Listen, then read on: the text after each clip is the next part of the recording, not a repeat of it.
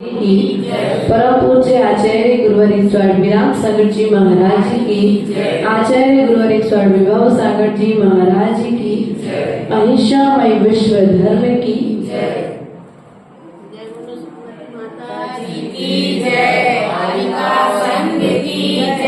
प्रिय बंधुओं, द्वादशांग मां जिनवाणी की श्री चरणों में नमस्कार करते हुए आज आचार्य भगवंत कुंद कुंद स्वामी कृत कारिका नंबर 27 में प्रवेश करते हुए दर्शन पाहुड़ ग्रंथराज के माध्यम से हम अपने सम्यक दर्शन के लिए अर्थात संसार में भटकते हुए इस जीव को संसार के दुखों से बचाने के लिए इस कारिका में प्रवेश करेंगे। आचार्य भगवंत क्या कहना चाहते हैं इस बात को कारिका नंबर 27 के माध्यम से जानेंगे। रविदेहो वंदित जय डवियों कुलो डविय जय संजुतो को वंदमे गुणहीनो डहु सवर्णोए सापयो मोई। अर्थात आचार्य भगवत कहते हैं कि ना डवि देहो वंदित जय, ना तो देही की वंदना होती है, डवि यूं ही कुलो अर्थात ना कुल की वंदना होती है, डविये जाई संजुक्तो ना जाति की वंदना होती है, को वंदामी गुणहीणो और ना ही गुणों से विहीन जीव की वंदना होती है। अर्थात आचार्य भगवान कहते हैं जो देह से भी वंदना के योग्य नहीं है, वह कुलसी के कारण भी वंदना के योग्य नहीं है, वह उत्कृष्ट जाति पाने के कारण भी वंदना के योग्य नहीं है, और जो गुणों से हीन है वह भी वंदना के योग्य नहीं है। तो फिर वंदना के योग्य कौन है? तो आचार्य भगवान कहते हैं जो सम्यक दर्शन से सहत है, सम्यक ज्ञान से सहत है और सम्यक चारित्र्य से जो सहत है वह वंदना के योग्य है, और जो इनसे रहत है वह वंदना के योग्य नहीं। जाति की पूजा नहीं की गई, कुल की पूजा देह से सुंदर हो इसलिए नहीं, जाति में उत्कृष्ट हो इसलिए नहीं, उच्च कुल के हो इसलिए नहीं। ये सब चीजें तो पुण्य के प्रताप से आपको मिली है, लेकिन इतना सब कुछ होने के बाद में भी कुंद कुंद स्वामी ने आपको नमस्कार नहीं किया। आचार्य भगवान ने कहा है डभी सावयो डे सावयो होई, अर्थात ना तो श्रवण वंदनीय है और ना श्रावक वंदनीय है गुणों से विहीन होने पर। किससे विहीन होने पर? गुणों से विहीन श्रावक भी वंदनीय नहीं है और साधु भी वंदनीय नहीं है। कौन से गुण? सम्यक दर्शन, सम्यक ज्ञान और सम्यक चारित्र रूपी गुणों से सहत श्रावक भी वंदनीय है और साधु भी वंदनीय है। प्रिय बंधुओं, ये मस्तक कहां पर झुकाना है? मात्र इतनी सी बात को सिखाने के लिए आचार्य भगवंत कुंद कुंद स्वामी ने 84 पहाड़ों की रचना कर दी। क्या ये मस्तक कहां पर झुकाना है? इतनी सी बात को सिखाने के लिए 84 पहाड़ों की रचना की, और 84 पहाड़ में से कुछ पहाड़ हमें प्राप्त हैं। समंत्रभद्र स्वामी ने इतनी सी बात को सिखाने के लिए रत्न करंड श्रावका जैसे महान ग्रंथराज की रचना कर दी। शिवकोटि स्वामी को यही बात सिखानी थी, इसके लिए उन्होंने भगवती आराधना जैसे महान ग्रंथ राज की रचना कर दी। जब रविसेन स्वामी के मन में विचार आया कि हमें इनको पंचम काल के जीवों को झुकने की कला सिखानी है और झुकने के साथ साथ में कहाँ झुकना है, इस कला को सिखाने के लिए उन्होंने पद्म पुराण जैसे महान ग्रंथ राज की रचना कर दी। अकलंक स्वामी ने स्वरूप संबोधन ग्रंथ राज की रचना कर दी। पूज्यपाद स्वामी ने इष्टोपदेश की ग्रंथ की रचना कर दी। नेमी चंद्र स्वामी ने द्रव्य संग्रह ग्रंथ की रचना की, तो मानतुंग स्वामी और कुमुद चंद्र स्वामी ने भक्तांबर और कल्याण मंदिर स्तोत्र के माध्यम से बता दिया कि तुम्हें नमस्कार कहाँ करना है। और उसके बाद में भी हम नमस्कार करने की कला नहीं सीख पाए तो मनुष्य पर्याय पाना हमारा निरर्थक हो जाएगा। जैन कुल में आना तुम्हारा निरर्थक हो जाएगा। ये जैन कुल तुम्हारे लिए अहंकार करने के लिए नहीं मिला है, यह जैन कुल तुम्हारे लिए आचरण करने के लिए मिला है। क्या हम अहंकार में तो नहीं, हम जैन हैं। क्या है? अहंकार नहीं करना है, हमारे लिए क्या करना है? जैन कुल का आचरण करना है। हम जाति के जैन हैं, हम आचरण के जैन बनने का प्रयास करें। वह लक्ष्मण जो हमारे संघ में रहता है, एक भैया संघ में आया है, इंटरकास्ट का है, सेवा करता है संघ की, लेकिन संघ में आलू प्याज नहीं खाएंगे हम। चाय छोड़ दी उसने, क्या गुटखा आदि आदि जो उन लोगों में यूज होती है चीजें, पूरा जैसे माता जी आप तो एक टाइम भोजन करते हो, आपके संग में रह के हम थोड़े से तो पुण्य कमा रहे हैं। और हम क्या जाति के जैन होने के बाद में भी अपने आचरण को शुद्ध, अब माता जी अनादिकाल के संस्कार है, कैसे जाएंगे?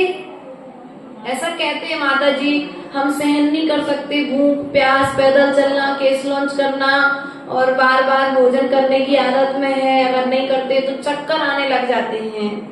आचार्य भगवान कहते अनादिकाल के संस्कार को तोड़ने में ज्यादा समय नहीं लगेगा, इस मनुष्य पर्याय में तुम अनादिकाल के संस्कारों को तोड़ सकते हो। कपड़ा कितना भी बड़ा हो, कैंची क्या उतनी बड़ी होती है?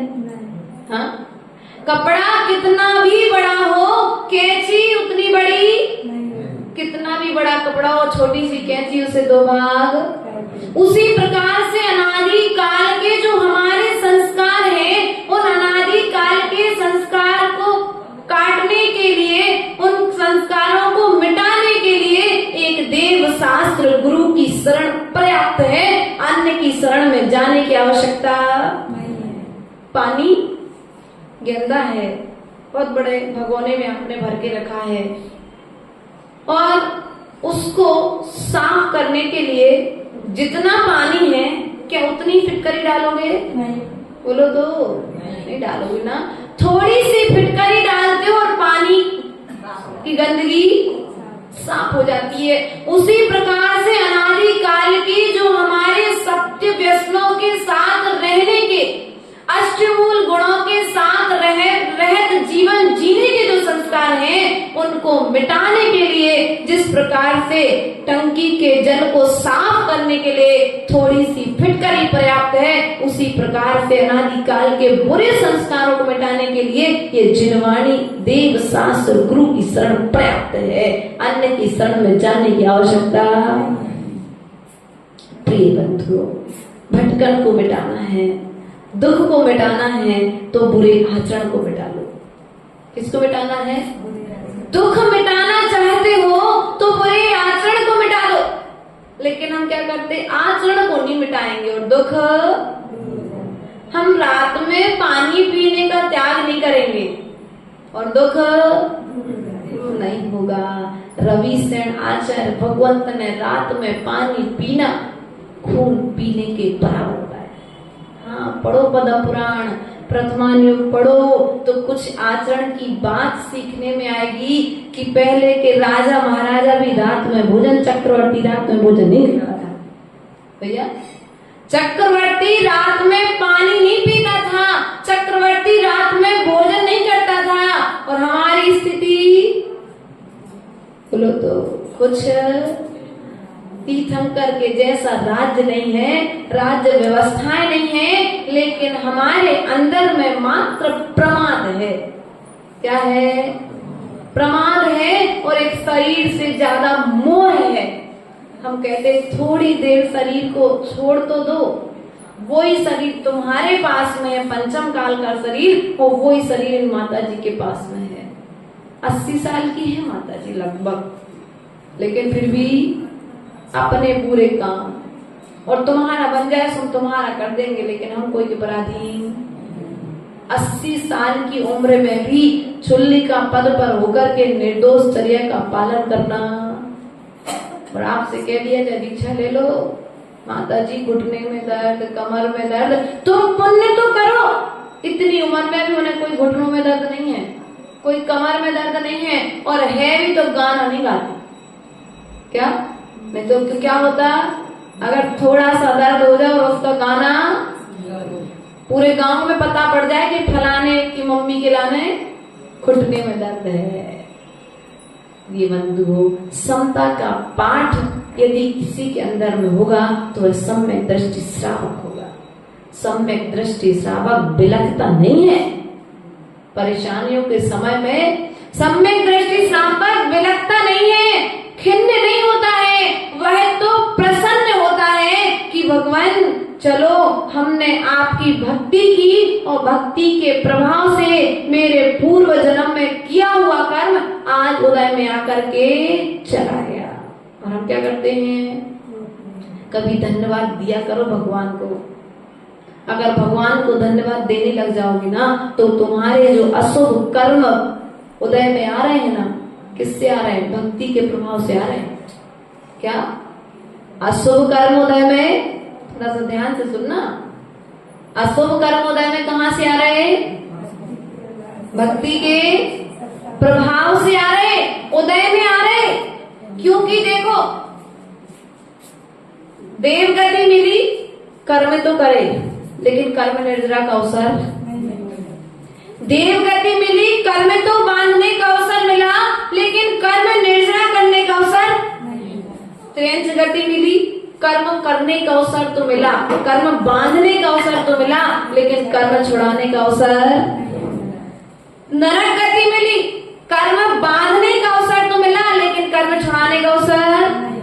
अब मात्र एक श्रेष्ठ पर्याय, मनुष्य पर्याय, एक ऐसी पर्याय है जिसमें जीव कर्म बांधता है, और अनादि काल के किए हुए कर्मों को भी इस मनुष्य पर्याय में क्षय को प्राप्त।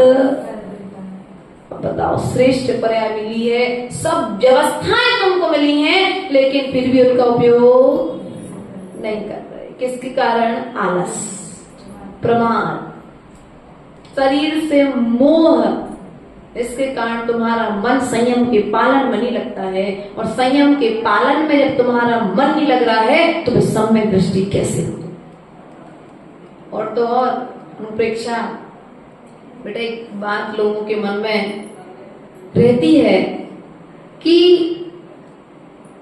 जो दीक्षा लेते हैं ना, जो व्रती बनते हैं, उनके घर में खाने को नहीं मिलता। क्या ऐसा लोग अरे कहते हैं, मुंह पे कह के जाते हैं कई बार, तो कहे तुम्हारे घर में कछु कमी थी जो तुमने दीक्षा ले ली। ऐसा सोचते हैं।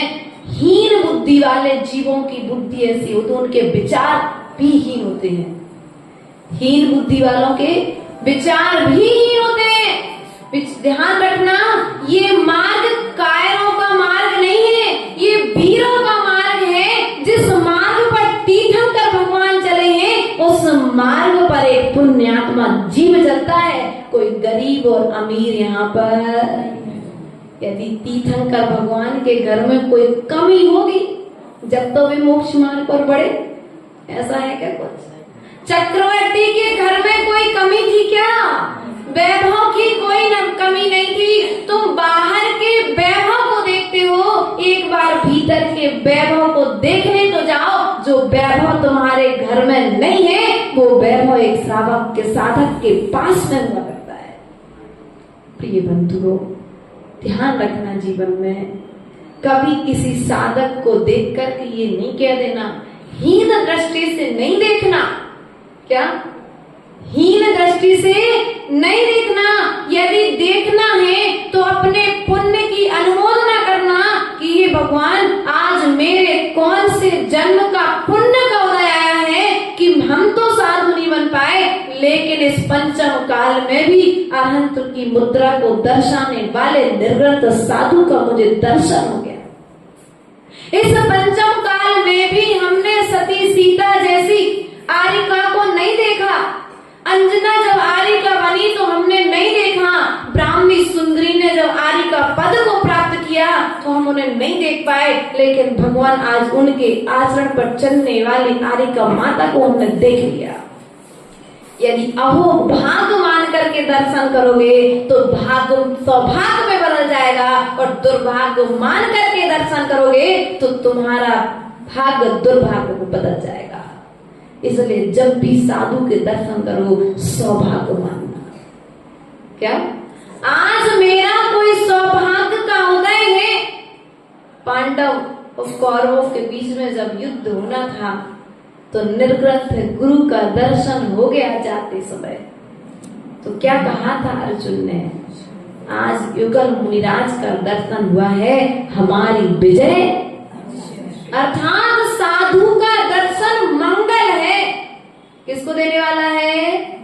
तुम्हारी यात्रा मंगल हो गई यदि रास्ते में जाते हुए निर्ग्रंथ मुद्रा के धारी साधुओं का दर्शन हो गया।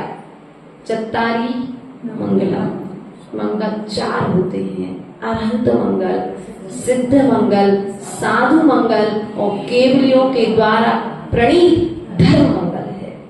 अब मंगल के बीच में साधु को लिया गया है। तीसरा मंगल है साधु। कौन सा मंगल है? तीसरा मंगल है साधु। तीसरा उत्तम है साधु। और तीसरे की शरण में जाने की बात देखो, सिद्धों ने मोक्ष का मार्ग नहीं बताया। अरहंत बड़े के सिद्ध? हाँ, आप यही कहोगे, लेकिन नमोकार मंत्र में सिद्धों को नमस्कार पहले नहीं किया, पहले अरहंतों को नमस्कार किया है। भैया, अरहंतों को नमस्कार पहले क्यों किया, सिद्धों को नमस्कार बाद में क्यों किया? सिद्धों ने जो आचरण किया है, सिद्धों को जो सिद्धि हुई है, उस सिद्धि के मार्ग को बताने वाले अरहंत भगवान थे। इसलिए अरहंतों को पहले रखा गया है और सिद्धों को बाद में रखा गया है। अगर मार्ग बताने वाला ना हो तो मार्ग पर हम कैसे चलेंगे? इसलिए प्रिय बंधुओं, अरहंत भी महान है, सिद्ध भी महान है, लेकिन सिद्धों की अपेक्षा से अरहंत ज्यादा महान है। अर्थात परम गुरु है। कौन है? परम गुरु अरहंत परमेष्टि के लिए कहा गया है। और हम थोड़े से तो दुर्भाग्यशाली रहे कि हमें समूह शरण में विराजमान अरहंत प्रभु का दर्शन नहीं हुआ, लेकिन इसी अष्टपाउर ग्रंथ राज में आचार्य भगवंत ने निर्ग्रंथ मुद्रा के लिए चलता फिरता तीर्थ कह दिया है, चलता फिरता चैत्यालय कह दिया है, चलती फिरती प्रतिमा कह दिया, चलता फिरता शास्त्र कह दिया। क्या कह दिया? बोलो तो। माता जी, शास्त्र पढ़ने का समय हो गया, हम स्वाध्याय कर लें क्या? हम किताबों को, अगर तुम्हारे नगर में कोई साधु विराजमान है तो ध्यान रखना, अरहंत भगवान की प्रतिमा एक स्थान से दूसरे स्थान पर जाने वाली, जिनवाणी में रखे शास्त्र दूसरे स्थान पर जाने वाले नहीं है। लेकिन यदि तुम्हारे नगर में कोई साधु है तो अपने सत कर्तव्यों का पालन करते हुए साधु की सेवा पहले करना। जितनी कर्म की निजरा अरहंत प्रभु के चरणों की वंदना करने से होगी, शास्त्रों के पढ़ने से होगी, उससे कहीं गुनी कर्म की निजरा निर्ग्रंथ गुरु की सेवा से होगी। इसलिए ध्यान रखना, कभी कोई साधु आ जाए और चौका लगाने के लिए तुम्हारे दरवाजे पर कोई आ जाए। खैर, साधु तो अपना भाग अपने हाथ में आगे लेके चलता है, कभी किसी के पास में कहने जाने जब संतवाद और पंथवाद आ जाता है, संघवाद आ जाता है, तो चौके के लिए दरवाजे पर कहीं जाना पड़ता है। वरना चक्रवर्ती रोता था जिस दिन मुनिराज का पड़गान नहीं मिलता था। और हमारी स्थिति कुछ विपरीत है। हम क्या करते हैं, यदि हमारे लिए चौका लगाने को कह दिया तो बहुत बड़ा अरे यार मन मान लेते हैं, दुखी हो जाते हैं। नहीं, उस दिन दुखी नहीं होना, भगवान की एक पूजा कर लेना।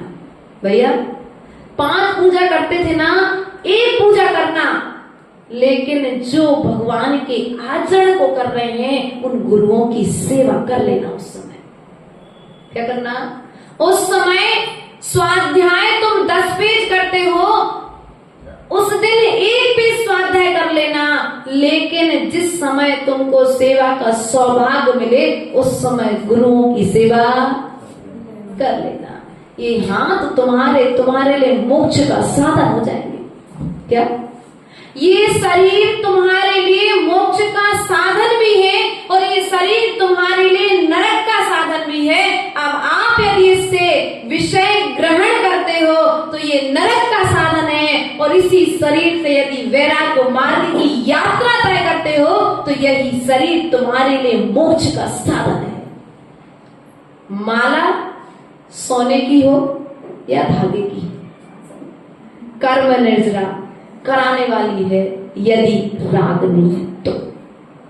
सोने की माला में राग किया तो कर्म की निर्जरा नहीं होगी, धागा की माला में राग किया तो कर्म की निर्जरा नहीं होगी। कर्म की निर्जरा तो श्रद्धा के साथ नमोकार मंत्र पढ़ने से होगी। इसलिए प्रिय बंधुओं, जितना बन सके निर्विकल्प बनना, निर्विकल्प साधना करना, निर्विकल्प सेवा करना। मुझे सेवा करने के बाद कुछ मिल जाए ऐसा भाव, तुम्हारा पुण्य आचार्य भगवान कहते हैं सेवा करने के बाद सेवा का फल सुमेरु के पर्वत के बराबर मिलने वाला था, लेकिन तुमने मांग लिया तो राई के दाने में परिवर्तित हो गया। क्या मांगा सो बिन मांगे मोती मिले, मांगे मिले ना। बिन मांगे तुम्हें बहुत कुछ मिलने वाला था। भगवान हम तो आपकी बहुत सेवा करते हैं, पूजा करते हैं, रोज अभिषेक करते हैं, लेकिन फिर भी हमारे दिन नहीं पलटते। कहते घूरे के भी दिन पलट जाते हैं। जहां पर घूरा था वहां पर अब महल बन जाते हैं। कई बार कहीं पर तो ऐसे स्थान भी है जहां पर मंदिर बन गए।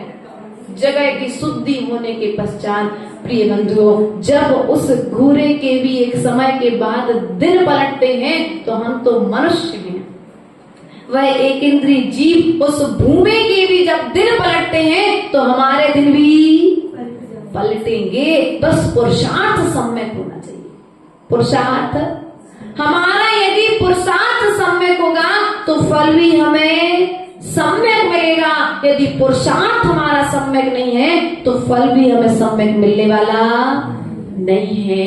प्रिय बंधुओं, विचार करना है, हीन दृष्टि से नहीं देखना है, दीन दृष्टि से नहीं देखना है। कोई तुम्हारे दरवाजे पर मांगने नहीं आया है। साधु को आहार देने से साधु का पुण्य नहीं बढ़ता है, पुण्य तुम्हारा बढ़ता है। किसका बढ़ता है बोलो तो? पुण्य तुम्हारा बढ़ता है। और तुमने क्या किया? पुण्य की क्रिया से तुम बच गए। आज तुम पुण्य से बच रहे हो। जब पुण्य से बच रहे हो तो पाप में लीन हो जाओगे। इसलिए जब भी मिले, जब भगवान की पूजा करने वाला कोई नहीं हो तो धोती दुपट्टा पहन करके बिना किसी के कहे पहुंच जाना, सोचना कि आज मेरा कितना सौभाग्य है। कल तक तो मुझे एक भगवान का अभिषेक करने मिलता था, आज मुझे 2 भगवानों का अभिषेक करने मिल गए। कल कोई जब शास्त्र सभा में कोई पढ़ने वाला नहीं रहे तो ये नहीं कहना कि यदि वो नहीं आए तब कैसे होगी। शास्त्र सभा बंद नहीं करना, कम से कम समझाते नहीं बने तो उन शब्दों को पढ़ के सुना देना। तुम्हारा ये मुख तुम्हारे लिए मोक्ष का साधन हो जाएगा। ये समझना आज मेरा सौभाग्य है कि रोज सुनने का सौभाग्य मिलता था, आज मुझे जिनवाणी बोलने का सौभाग्य मिला है। और आज तुम इस मुख से तीर्थंकर भगवान की बाणी बोलोगे तो एक ना एक दिन समोसन में बैठ करके तुम्हारे इस मुख से तीर्थंकर की बाणी निकलेगी भी, अर्थात तुम भविष्य में जाकर के तीर्थंकर बनोगे। प्रिय बंधुओं, विचार करना है हमारे लिए। साधु का चौका लगाने का सौभाग्य मिल जाए। कल तक तुम अपने घर में चौका लगाते थे, आज मुझे उस विपरीत परिस्थिति में जहां पर कोई नहीं है, रास्ते में साधु चल रहा है, कोई समाज नहीं है, सौभाग्य है मुझे चौका लगाने का अवसर मिला है। हम क्या करते हैं, अरे घर में कहो तो हम कर लेंगे, लेकिन रास्ते के चौके कठिन है, कठिन नहीं है, हमने कठिन बुद्धि में बना करके रखे हैं, है ना। हम आचार्य गुरुदेव कहते थे, ये गाथाएं जो पढ़ रहे हैं उस समय जब सीखते थे तो बहुत कठिन लगती थी। तो आचार्य गुरुदेव बहुत कठिन है। आचार्य गुरुदेव कहते थे, बेटा पढ़ाई को पहाड़ा समझ के पढ़ो, पहाड़ समझ के मत पढ़ो। क्या? जैसे पहली क्लास का बच्चा, नर्सरी का बच्चा आनार का पढ़ना सीखता है तो उसे आसान होता है, और यदि पहाड़ समझ के पढ़े तो जीवन में पढ़ाई करना उसी प्रकार से काम कितना भी कठिन हो, लेकिन तुम्हारे विचारों में कठिनाई नहीं होना चाहिए। तुम विचारों में हिम्मत रखो। मनुष्य में जितनी ताकत है उतनी ताकत देवों में नहीं है। जितनी ताकत मनुष्य में उतनी ताकत त्रिंचों में नहीं है। जितनी ताकत मनुष्य में है उतनी ताकत नरक के नारियों में नहीं है। तुम्हारी ताकत तीनों लोक के जीवों से ज्यादा है। हे माता, धन्य हो, तुम्हारे जैसी माता त्रिशूला ने भगवान महावीर स्वामी को जन्म दिया है। जब एक माँ अपने गर्भ में तीर्थंकर भगवान को रख सकती है तो उससे ज्यादा पुण्य क्या होगा कि उसकी सेवा नहीं कर सकती। रखना पुण्य की बात है, लेकिन सेवा करने में भी तो पुण्य है कि नहीं है। लेकिन हम क्या है, अपने पुण्य को नहीं समझ रहे हैं। हम स्वयं अपने पुण्य उदय को पाप में ढकेल रहे हैं, पाप करके पुण्य से बच रहे हैं। आगवानी का अवसर आता है, साधु नगर में आ जाते हैं, हमारी नींद बोलो तो क्यों? प्रमाद के कारण आ जाएंगे, क्या दिक्कत है? कमेटी की जिम्मेदारी है, कमेटी ने बुलाया है। नहीं, साधु किसी के घर का नहीं होता, का साधु किसी की समाज का नहीं होता, साधु किसी कमेटी का नहीं होता है। जिस प्रकार से सूरज का प्रकाश सबके लिए होता है, उसी प्रकार से साधु का आशीर्वाद सबके लिए होता है। और हम लोग क्या करते हैं, सेवा का अवसर आता है तो एक दूसरे पे थोपने लग जाते हुए, तुम कर लो, तुम कर लो, तुम कर लो। तुम्हारे गर्भ से जन्म लेने वाली संतान के लिए भी क्या दूसरे से दूध पिलवाओगे कि स्वयं पिलाओगे? क्यों? तुम्हारे गर्भ से जन्म लिए प्रेम है ना। जितना प्रेम अपने गर्भ से जन्म लेने वाली संतान से करते हो, यदि सम्यक दर्शन, ज्ञान और चारित्र का आचरण करने वाली आत्मा से यदि इतना प्रेम करने लगोगे माताओं, तो भगवान बनने में समय नहीं लगेगा। भगवान बनने में समय लग रहा है, संसार में दुख मिल रहा है, इसका कारण है हमने साधु में और संतान में भी भेदभाव रखा है। क्या रखा है? भेदभाव रखा है। ये हमारी संतान है, हमारे घर का पुत्र है, लेकिन महावीर के कुल में जन्म लेने वाली संतान की सेवा फिर कौन करेगा? हम दीक्षा की जब बात आती है तो कहते हैं कि वे कुछ लोग चौका लगाने भी तो चाहिए। क्या कहते हो? कुछ लोग चौका लगाने के लिए भी तो चाहिए। इसलिए माता जी हम दीक्षा नहीं ले सकते। जब तुमने चौका लगाने के लिए दीक्षा नहीं ली है तो फिर चौका लगाओ, तो वो भी हमसे सही से वो भी सेवा करते। बिहान कराने के लिए भी तो श्रावक चाहिए, कमंडल पकड़ने के लिए भी तो श्रावक चाहिए, कमंडल भरने के लिए श्रावक चाहिए। जब तुम कमंडल पकड़ने के लिए, कमंडल भरने के लिए, पैदल चलने के लिए श्रावक रहे हो, तो फिर श्रावक के कर्तव्यों का पालन क्यों नहीं करते हो? उस समय पर प्रमाद क्यों करते हो? प्रिय बंधु हो, जाग जाओ, वरना तुम्हारी देखते देखते ये जैन धर्म लुप्त हो जाएगा। इन आंखों से यदि देखना है तो जैन धर्म की ध्वजा को आगे बढ़ते हुए तो देखना, लेकिन ऐसा कोई दिन ना आए कि तुम्हें ये ध्वजा गिरती हुई दिखाई दे। तुम्हारा सहयोग इस धर्म को आगे बढ़ाएगा और तुम्हारा प्रमाण इस धर्म को नीचे लेकर के चला जाएगा। आचार्य भगवान ने गुणों से रहित की वंदना नहीं करना है, कुल वाले की वंदना नहीं। साधु आता है तो कुछ लोग पता है क्या पूछते हैं, अनुप्रेक्षा हम लोगों से कई बार आ जाते हैं, कहा ना बुद्धिहीन श्रावक। कौन श्रावक? बुद्धि से हीन श्रावक आते, माता जी आप कौन से कुल किया,